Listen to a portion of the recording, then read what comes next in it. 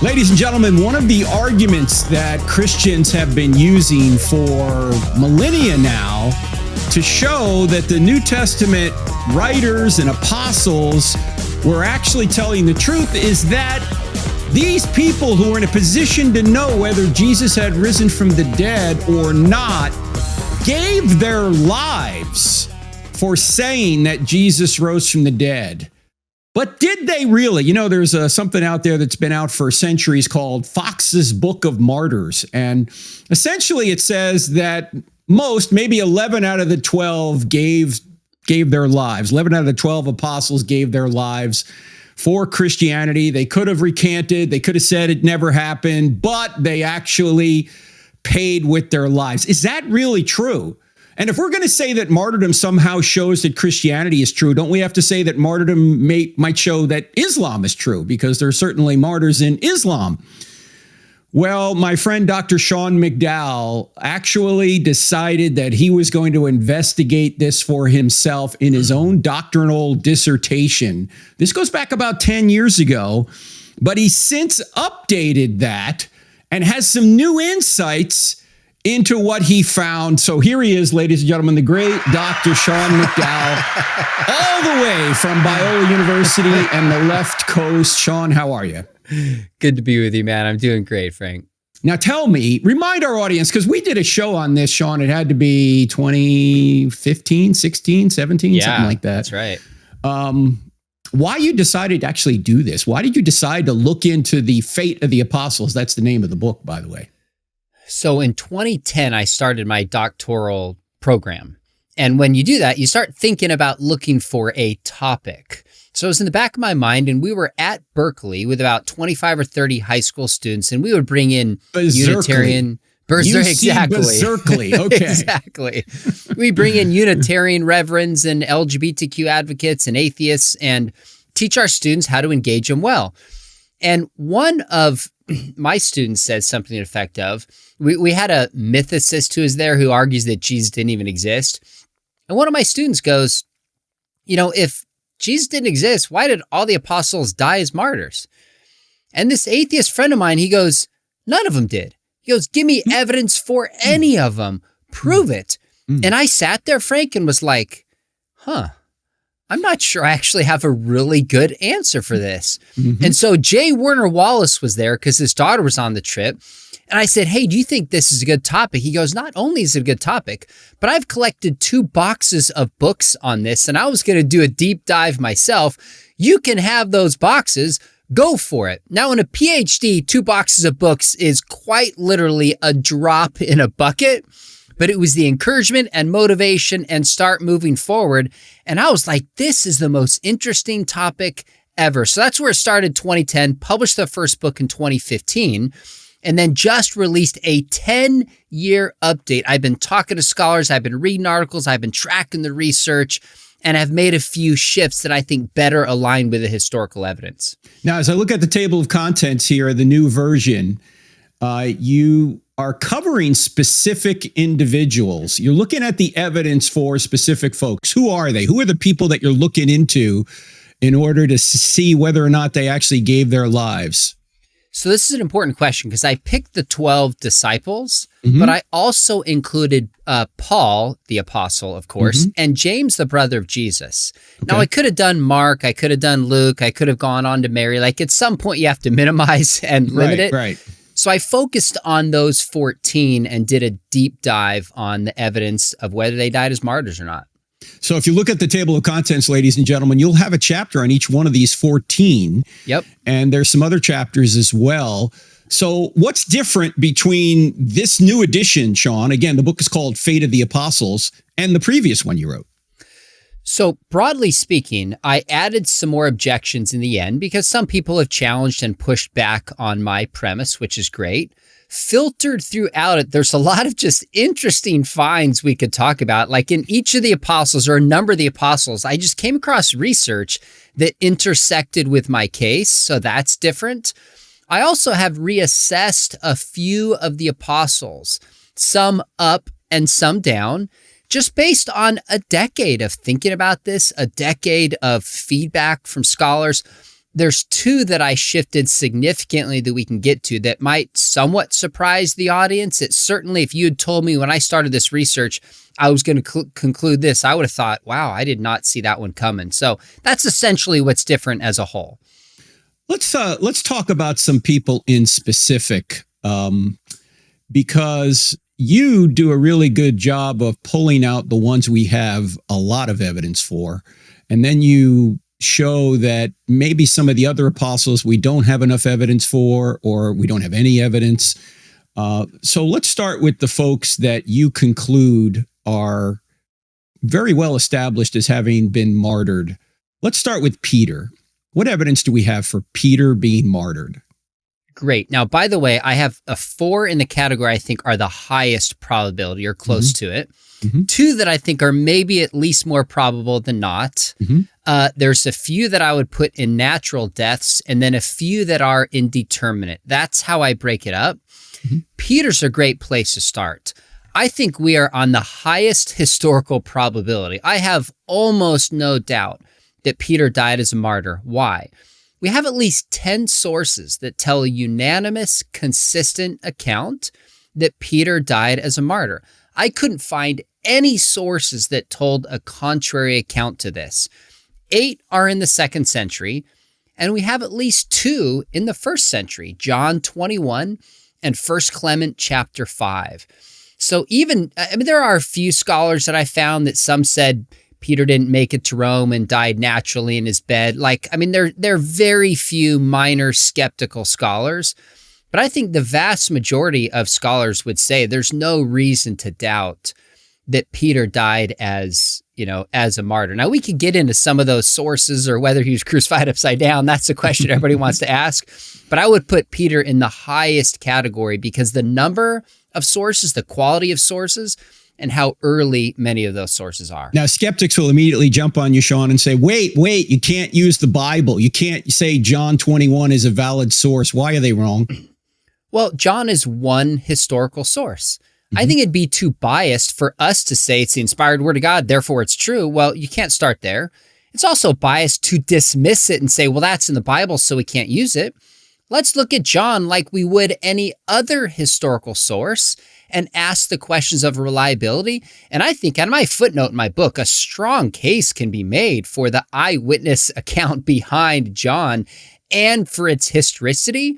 So if John is written in the 90s, this is within 3 decades of the death of Peter. There's still some people around who would have known him, and the Christian faith was already growing, so they're not going to write something in there that at least some people wouldn't hold them to account.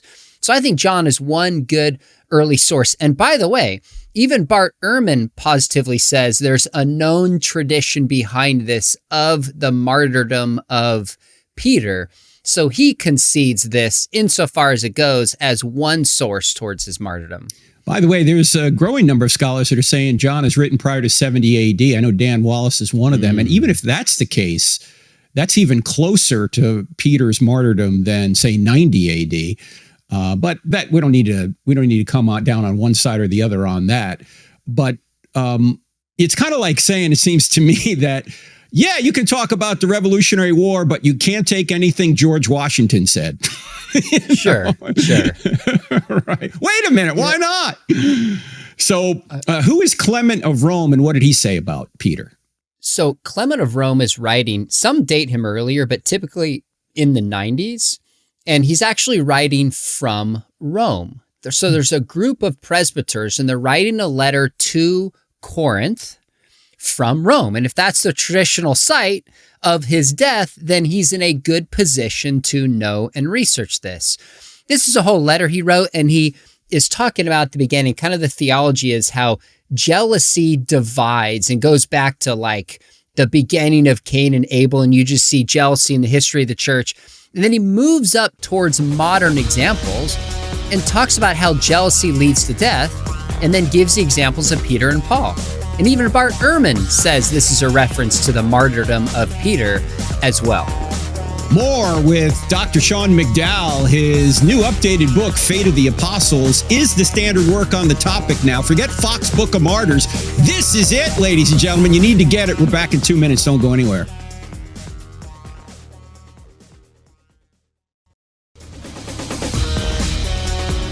Ladies and gentlemen, we are planning another amazing trip in October. We're going to Jordan, Israel, with an optional extension to Egypt. We're only taking one bus. If you want to be a part of it, go to crossexamined.org. Click on events. You will see it there. We just got back from a fabulous trip to Egypt and Saudi Arabia. I can't wait to go back, but we're going to Jordan first, then a week in Israel. Then, for those that want to, we're going to go over to Egypt. Check it all out on our website, crossexamined.org. Let me go back to my friend, Dr. Sean McDowell. We're talking about his brand new updated book, Fate of the Apostles. And Sean, just before the break, we were talking about the evidence that Peter was martyred. Everybody wants to know, was the Apostle Peter crucified upside down? What do you say? Because that's their tradition. My 12-year-old son came back this week and he goes, Dad, we were talking about this at school. And I'll just say an authority at his school told everybody that he was crucified upside down. And my son's like, no, he wasn't. My dad knows. And I'm like, okay, buddy. It was kind of an awesome conversation that the two of us had. He was gracious. Mm-hmm. Okay, so here's an area where I've shifted my research. As far as I could tell, the majority of scholars believe that Peter was crucified. And so I agreed that he was crucified. But my first book came out in 2015. Later that year, Larry Hurtado edited a volume, and it had a chapter in there on the death of Peter. And Frank, it pointed out something so obvious. I don't know how I missed it, but evidently other scholars have too. One thing we know about crucifixion is not every time, there's some exceptions, but the vast majority of times, the person was stripped bare to shame and humiliate them. Now, in John 21, the first reference to the martyrdom of Peter, what are we told? It says, you will be clothed and taken where you do not want to go. This article in Larry Hurtado's volume said, during the reign of Nero, there were people that had these clothes put on and that were somewhat flammable. And it was somewhat like a crucifixion, more on a stake, but the person was burnt to death. And I think that's actually the most reasonable fate for Peter. Now, what about crucifixion upside down? If I don't think he was crucified, then I don't think he was crucified upside down. But nonetheless, the first appearance of this is in what's called the Acts of Peter, the end of the 2nd century. And there's the Acts of Paul and there's the Acts of John. These are kind of these fanciful, apocryphal accounts divorced from history, but they still maintain a certain historical core, you might say at times. Well, in Peter, he's crucified upside down there. So we're probably 120 years after the time of Peter. It's not till I think the 3rd century that a church historian picks up on this and starts citing it, and then church historians run with it from there. Now, I'm going to ask you an obvious question, Frank, and I think I know how you're going to answer this one. The traditional way we're told, the reason Peter was crucified upside down is because he said, I'm not worthy as Jesus. Don't crucify me in the same way. Here's the question, Frank. Do you think the Romans took suggestions on how you wanted to be crucified? No, I don't think so, Sean. So it's probably not good tradition then. They didn't accommodate your need for humility. Mm-hmm. But there's a better take on this that in my research I came across. There's some scholars who say, actually in the Acts of Peter, the point was that the world had been kind of turned upside down by sin. And so when Peter's upside down, he can see the world as it is. But akin to Jesus, his death will help right it and turn it right side up. So it might be making more of a theological point than a historical point. So there are cases of people being crucified upside down, so it's possible, but I don't think it's probable for Peter. Okay, well, either way, the manner in which he died, or was martyred, I should say, isn't really the issue. The fact that he was and could have recanted but didn't. What do we know about James, the brother of Jesus? Because this is a fascinating one, especially since we have his ossuary, which is now, scholars have come to, I think, close to a consensus. It's a legitimate ossuary with a legitimate inscription that says James, son of Joseph, brother of Jesus on it. But there's more to this story. What do we know about this, Sean? What's fascinating about James, of course, he's not one of the 12, but we know he has an appearance of the risen Jesus because of 1 Corinthians chapter 15. He becomes the head of the church in Jerusalem. And what's interesting about this is he's the only apostle for which I could find not only Christian sources like Dionysius of Corinth in the 2nd century, Gnostic sources. Now we're moving in probably to the 3rd century with what's called the Apocalypse of James, first one and second one. But you also have Josephus, a Jewish source in Antiquities 20, affirming the martyrdom and death of James. Now, one of the apostles, we can come back to this if you want to, but I took Paul down from the highest possible probability to very probably true. James I had at the highest possible probability, and there were a number of scholars who pushed back on the martyrdom of James. After I worked through some of their critiques and talked with people like Craig Evans, I'm more convinced than ever that the weakness of the criticisms of the martyrdom of James are just not compelling at all, given the consistency of tradition, how multiply attested it is, and the manner in which it appears in Josephus. So I think we're on very solid ground. And there's some objections we could weigh into. Like some people would say, he's kind of killed for political reasons. That's how it's stated in Antiquities 20. And I say, well, that's true, but so is Jesus. You couldn't separate his identity and his message from the political effects at play. It wasn't one or the other. James is publicly proclaiming he's seen the risen Jesus, leading a church for which, it's founded on a martyr who is an enemy of the state, full aware of what it could cost him, and gets killed doing so. I think he qualifies as a martyr pretty strongly. And Josephus tells us this, but doesn't Hegesippus also mention this? I think he's a writer that comes later. Maybe only Eusebius quotes this. Are there other sources other than Josephus for James's martyrdom? So James, you don't have as many sources as you do for like Peter. And you have like Dionysius of Corinth is in the 2nd century. You have Hegesippus as well. You start getting into the 3rd century with James. So my confidence in him is less numerically as it is qualitatively with Josephus, and then Christian sources and then Gnostic sources tells me this is the highest probability. And I just, some of the criticisms against James would be things like there's another Jesus that's mentioned in the source of, son of Damnius in the source by Antiquities. So he's talking about a very different, brother of Jesus, so to speak, who's called the Christ. And I just don't find that compelling at all. So do we know from, it's quite clear, it seems in Acts, that James is a prominent leader in the church.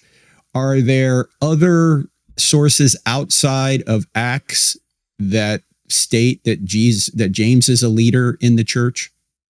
So you'll see this in Eusebius and Dionysius of Corinth. So these, of course, are later than Acts. And Acts is 1st century, and we get into dating and historicity of that. But the early church fathers affirm that narrative. Now, sometimes there's details added that might be flowery, like you hear about James having knees like camels because he was so just, reverent praying and respectful and prayed. And I think that's probably added on top of it is my guess. But it's still this consistent narrative of who he was, the position that he played within the church. By the way, friends, Josephus, the man that Dr. Sean's talking about right here, is a contemporary of James because Josephus lived from 37 AD to about 100 AD, and this allegedly took place in 62 AD in Jerusalem. Is that right, Sean? Yeah, 62. That's right. So he's a contemporary of these events. So you put the martyrdom of Jesus's brother James, the same guy that wrote the epistle we know as James, as the very highest probability of being a martyr. I have two at the highest level of probability. James, the brother of Jesus, and Peter. And then I have two, one notch below, very probably true. Let's talk about Paul then. Paul, you say maybe one notch below. Why do you put him one notch below? You know why? Because I thought, correct me if I'm wrong, I thought the first edition you had those reversed. I thought you had Paul at the top and James just a notch below. Did you reverse those for some reason? I still had James at the highest possible you did. probability. Okay, right. I think I did. When talking about James, the brother of Jesus, the son of Zebedee is different. I've re-looked at him. Okay. So Paul, there's one source in the first century, First Clement, not two. Now, some have argued from Acts and 2 Timothy chapter 4, if it's pseudepigraphal, referring to I fought the fight and finished the race. Is that an awareness that he was martyred and somebody's got to put it on his lips? Of course, I don't think it's pseudepigraphal, but these are just the kind of arguments that people make. Bottom line, I think there's one first century source instead of two. And I think there's closer to 8 sources as a whole instead of 10.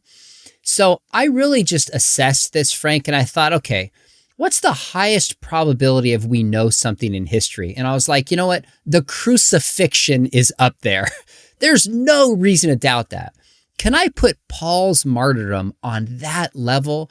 And if I'm just being honest with myself, I don't think I can. Now, that doesn't mean I'm skeptical about it or doubt it. Like if you get an 8 out of 10, if I had to put a number on it, I mean, the weight of evidence is still there. But just to be more careful and as accurate as I can, I think that's a better assessment of what we have. Now, this Clement you mentioned, speaking of Paul's martyrdom in the first century, is he the same Clement of Rome from Peter's, mentioning Peter's? Yeah, that's martyrdom? Right. So he mentions Peter and Paul and, some of the other apostles who are not named. So we don't know who any of these other ones are, but Peter and Paul are named specifically. And you don't have sources like Clement saying, and by the way, they died as martyrs, like they're giving a history of this account. Nobody's writing that, but they reference it in a way that clearly implies martyrdom. And again, Bart Ehrman says this is a tradition that was known at this time, alluding to his martyrdom. And then we pick up on that and can infer from it that there's at least a tradition in the 90s, Clement of Rome, about Peter and Paul dying as martyrs. We got a lot more with Dr. Sean McDowell. The Fate of the Apostles, the brand new updated book, the standard work on the topic now. Are we overstating the case? How many of these apostles or early believers who knew Jesus had risen from the dead, or at least were in a position to know, how many of them actually did die? Did any recant? Much more after the break. Don't go anywhere.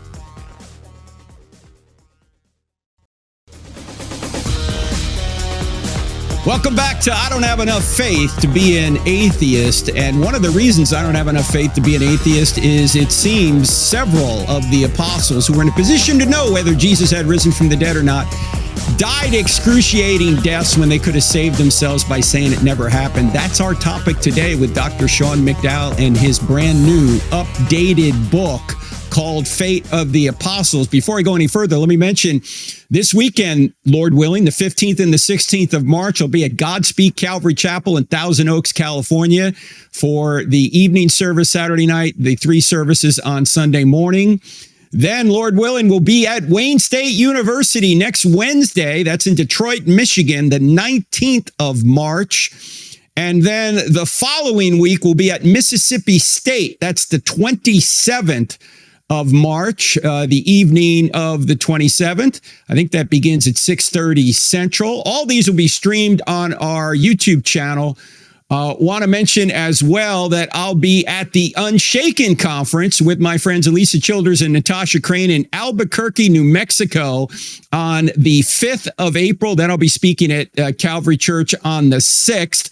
All the details are on our website, and also we'll be at Sam Houston State. That's in Huntsville, Texas, on April 8th. Much more on our website. Check all that out. And I know Dr. Sean McDowell is speaking out there a lot. Sean, where are you going to be next so our listeners can know where you're going to be?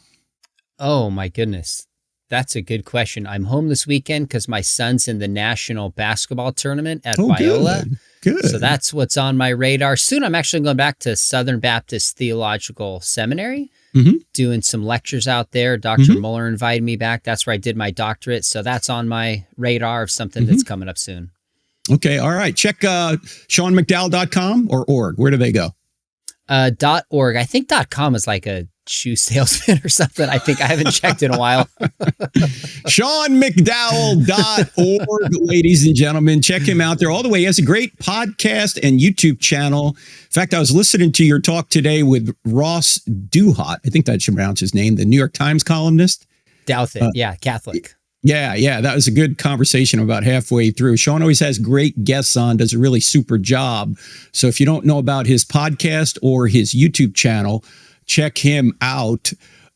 Really great stuff. Sean always does a great job with interviews, particularly people who are not Christians. So check Sean out wherever you can, YouTube channel or the website or the podcast. Sean, let's talk about the other apostles that maybe, sure. Why don't we go to James, son of Zebedee? So that would be John the Apostle's brother, correct? Yep. What do you know about him? So James, this is an example of one that I also reassessed. He is the second apostle that we have in the Bible. Peter, of course, John 21. This is in Acts 12 too. It refers to, the sword being taken to James.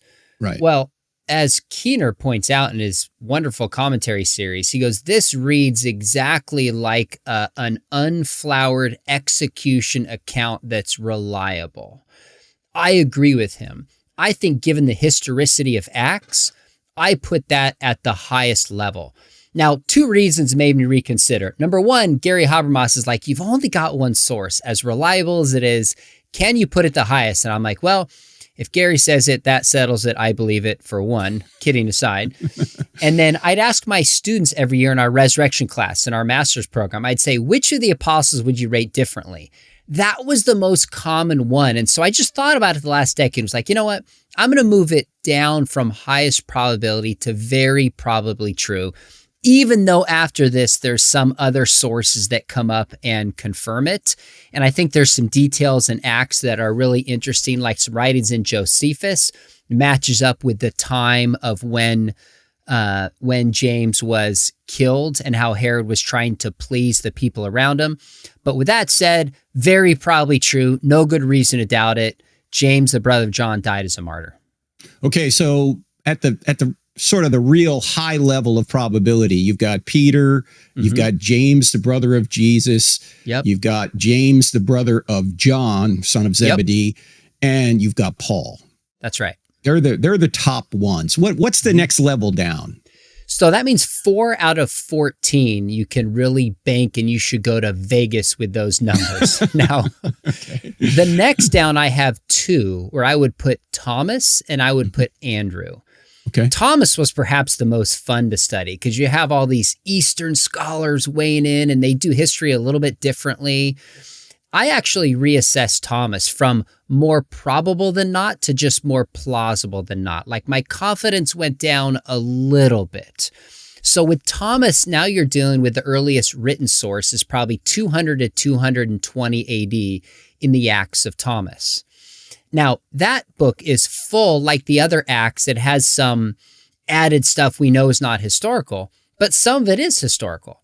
And one of the figures who's mentioned from northern India is a king named Gondopharus, and we found coins that match the time and place of this king. And there's other kind of markers of historicity within the Acts of Thomas. The other piece of evidence that points towards his martyrdom is the people group, the St. Thomas Christians in southern India. Now, they don't have written sources from the 1st or 2nd century. They have songs and poems and traditions. And my assessment is that those two are independent sources pointing towards the martyrdom of Thomas. Some scholars differ with me. Now, if somebody's out here wanting to do a PhD dissertation and has the skills, I would love somebody to compare the traditions of the St. Thomas Christians with the Acts of Thomas and see if there's literary and historical dependence or not. I don't think somebody has fully probed that out. And I think that would really help us understand whether it's historical or not. So my confidence that it's independent went down just a little bit, but I still think if I had to bet my house, I would bet on Thomas. 2 lines of evidence. It's consistent. Couldn't find almost any other traditions about Thomas going anywhere. He probably died as a martyr. Andrew, we have 2 sources. Now you're in the 2nd century and then the 3rd century.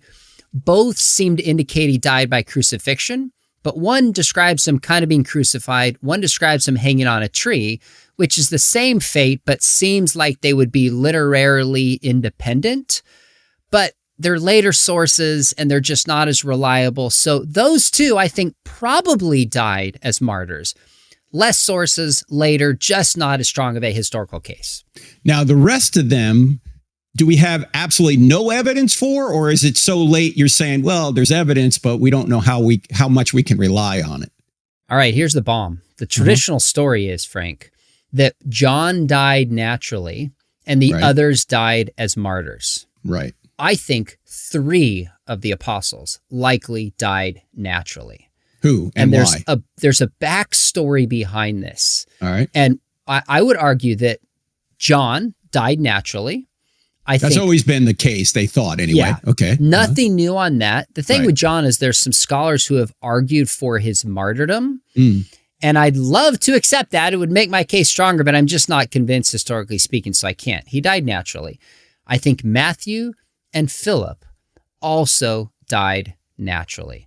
And I think the evidence is there for that. Now, I don't know how much time we have left in the segment. I'd love to unpack why. Go ahead. Unpack Matthew. That seems really interesting. We've got 5 minutes. Go ahead. Oh, perfect. We do. Okay. Yeah. So what's fascinating about this is Matthew, there were traditions for and traditions against him dying naturally and him dying as a martyr. The English translation of Heraclian, who's in Clement, this is in the 2nd century, not Clement of Rome, is a tradition that I interpreted because of the English translation of this as indicating that the 4 listed there died as martyrs. And I thought that was the best interpretation. After my first book came out, I had a French scholar reach out to me and he goes, Sean, how are you interpreting this so differently than I do? If you go to the original Greek, there's a negation in there in Greek that's left out in the Ante-Nicene Fathers, which is the standard, traditional, reliable source. Now, as you know, a negation quite literally changes everything. So I went back and forth with him. I reached out to a few scholars to make sure, and he is totally right. I don't know why the English translation missed this, but I went back and Heraclian is kind of the source for this. And Clement is talking about how there's people who confess and then don't die for it, and people who confess and do. And he lists Levi and Matthew and Philip and Thomas as those who confess with the lips, but those who do not confess with their life. I look back at that, given the negation, and thought, you know what? I think this scholar was right. Now, the trick here is it also mentions Thomas, who I don't think died naturally. So I think Clement got this one wrong because of the other reasons I gave a minute ago. And it doesn't mention John. If you're mentioning people who died naturally, why wouldn't you mention John? Well, so it's not like a nail, in the coffin, so to speak. But there are other early sources of Matthew dying naturally. We now have one in what I call the living memory in the 2nd century. The martyrdom accounts don't appear until later. So I actually really think Matthew died naturally. And there's a number of scholars like Brian Litvin, who's done a great popular book called After Acts, agrees with this and says Matthew probably died naturally. Now, before anybody thinks, he recanted, no, this has nothing to do with recanting the faith. It's just the same category as John, of somebody who believed throughout his life, testified with his life and his lips, but probably didn't die as a martyr. Now, Philip, I have a little less confidence he didn't die as a martyr, because there's only one source that states this for Philip, where there's a few when it comes to Matthew. But the martyrdom of Philip doesn't show up until really the 4th century.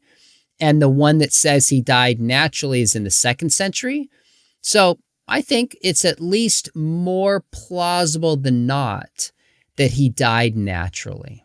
Now, do we have any evidence that anyone recanted? No evidence at all. And I think we should expect to find that evidence if it were there. This is my difference with a lot of people who have critiqued my hypothesis, like Dale Allison. Wonderful New Testament scholar, one of the best in the world. And by the way, he still endorsed my book, even though he disagrees with me on this, which was like I was just so honored and thrilled that he would, is he argues, Candida Moss and others have kind of argued that if we don't have this, it undermines their testimony. We can come back to this, but I don't think it does. Yeah, let's talk about it right after the break. And then we're going to deal with what about other martyrs from other faith traditions like Muslims. If we're going to say martyrdom proves Christianity, don't we have to say that martyrdom proves Islam? Much more with Dr. Sean McDowell. Don't go anywhere.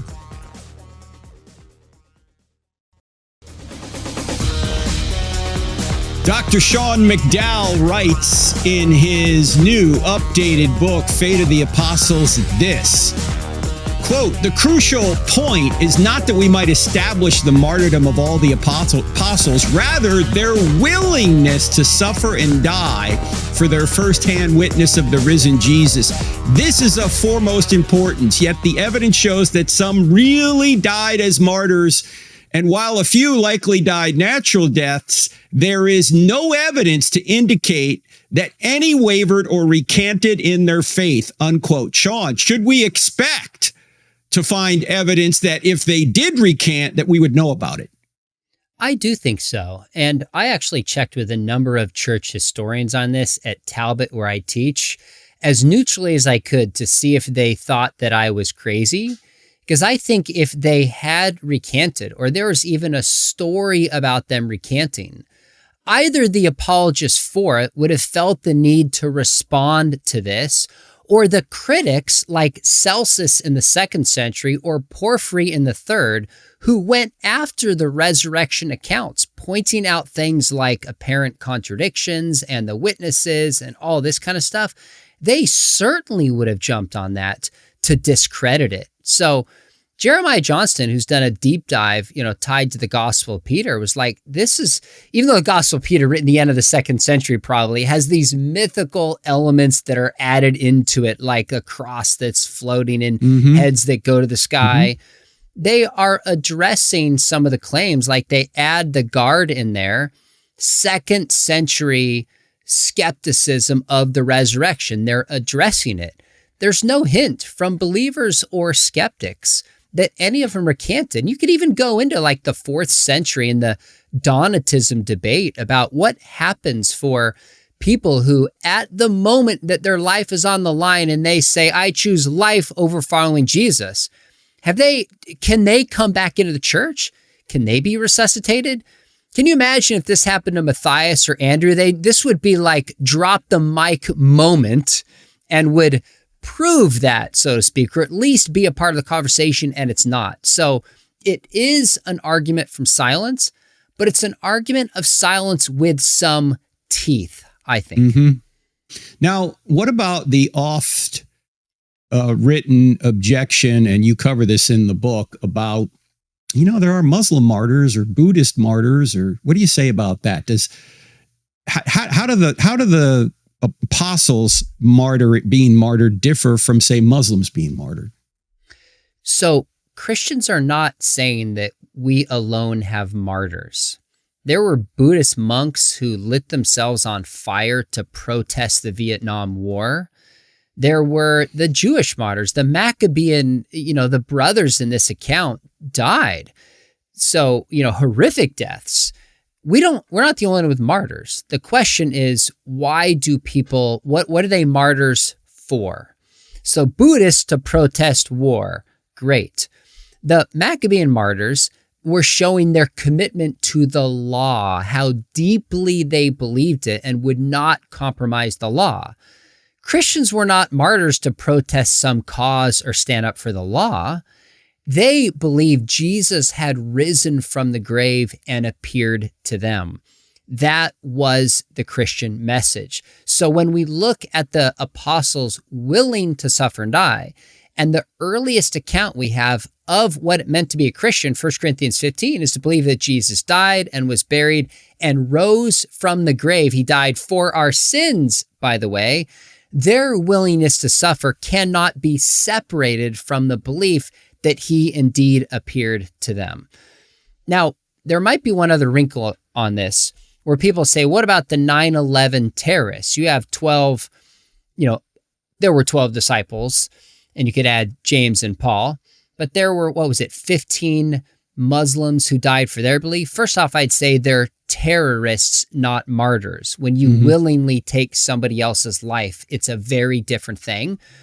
But these guys lived centuries removed. What would it be, 1,200 years, 1,300 years, 1,400 years, doing the math, from the time of Muhammad? So they died for something passed on to them from someone else, from someone else, from somebody else. The apostles were willing to suffer and die for what they saw with their own eyes.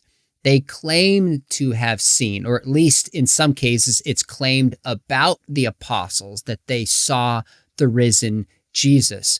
So they're in a different epistemic position to know, in a sense, if this was true or not. I mean, if somebody kills me and I die for the faith, all that proves is, wow, that Sean, that apologist Sean, he actually believed it.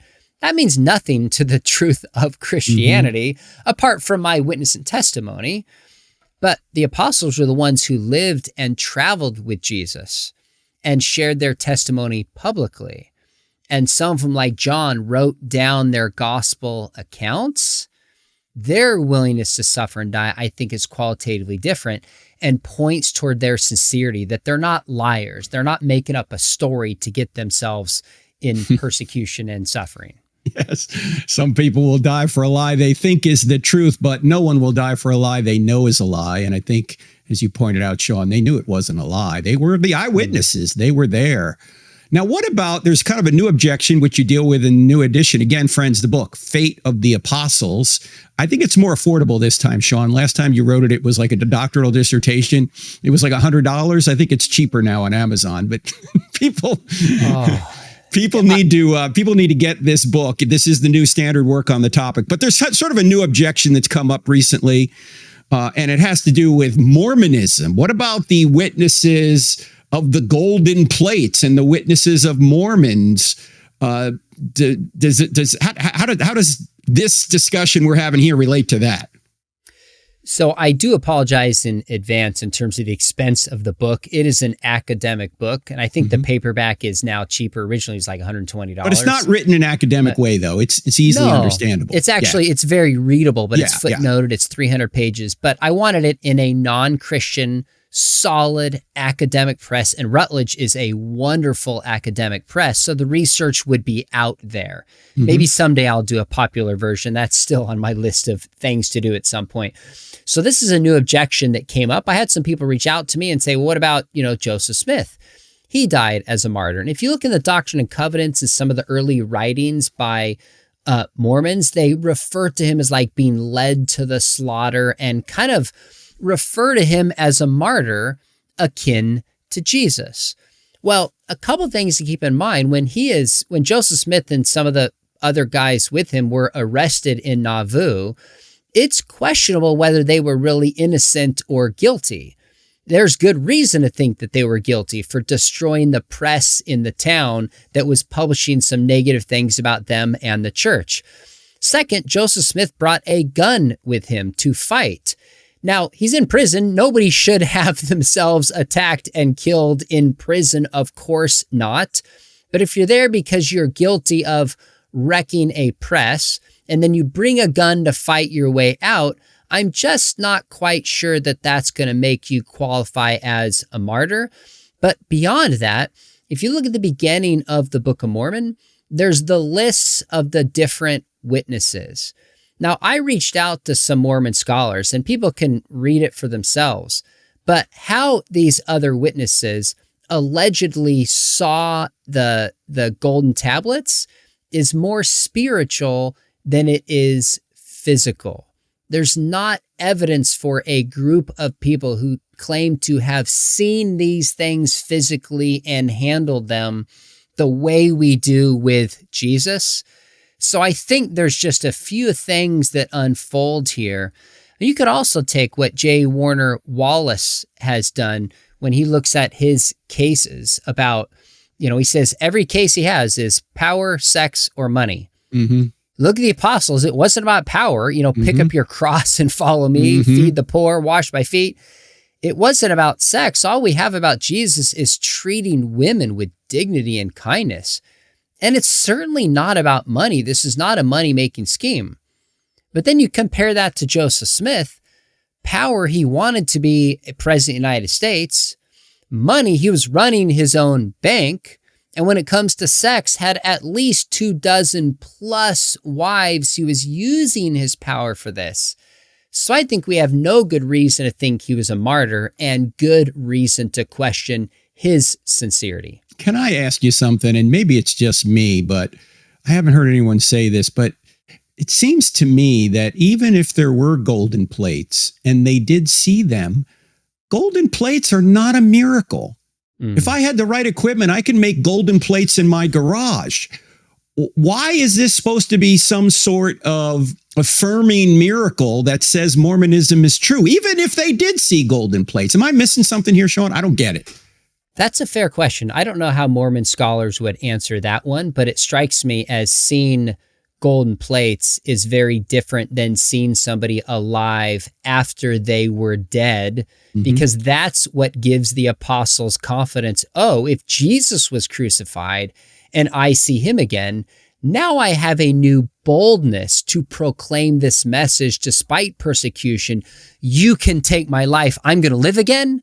I don't think golden plates that are not necessarily supernatural is going to get somebody there emotionally and intellectually. Not only that, friends, notice that the miracles of Jesus solve our greatest problem: sin, sickness, nature, and death. Jesus has power over sin, over sickness, over nature, and death. Why? Because those are our 4 problems. He can solve the problem. If Jesus made golden plates, that wouldn't solve any problem for us. But the miracles that Jesus does shows us he's the Savior, because he can fix the main problems we have here. Joseph Smith didn't do any of that. Sean, a great book. People need to get it. Tell people, we've just got 30 seconds to go, where they can learn more about you and what you're doing. SeanMcDowell.org, links to my Instagram page, links to my speaking. We'd love to have folks listening come study with me and get a master's in apologetics at Talbot School of Theology. And like you said, I have a podcast and I'm all over YouTube. It's great. Sean does a great job. Check out his podcast. Check out his YouTube channel. Check out SeanMcDowell.org. And by all means, get Fate of the Apostles, ladies and gentlemen. I'll see you out in California this week and next week. Lord willing, we will also be at Wayne State University. Lord willing, we'll see you then. God bless. If you're looking for solid answers to life's biggest questions, don't miss the latest episode of I Don't Have Enough Faith to Be an Atheist. Find it on Apple Podcasts, Spotify, Pandora, iHeart, OnePlace, and Podchaser. Tune in, discover the truth, and share it with someone who needs it. Let's keep spreading the truth together.